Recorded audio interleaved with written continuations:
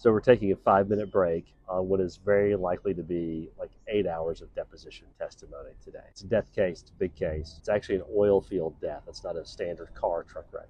Large cases, particularly 7 and 8 figure cases, they're not just found, they're developed. There are times when it's obvious that it's the result of somebody's negligence. But then you have cases like this where it's due to systemic failure on a company. But we've developed evidence of systemic failures in a company that if you have eyes to see, it's obvious.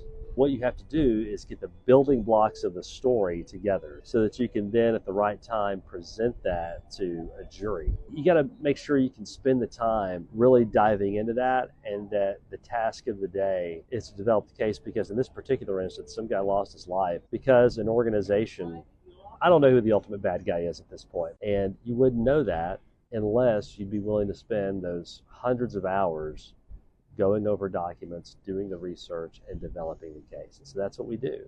We get a case in, and you know that there's catastrophic damages, but you don't yet know if you can find liability. You owe it to this family to see if you can find liability there, because if there is liability, if they really did something wrong, they need to be held accountable for it. And so that's it. That's what today's about.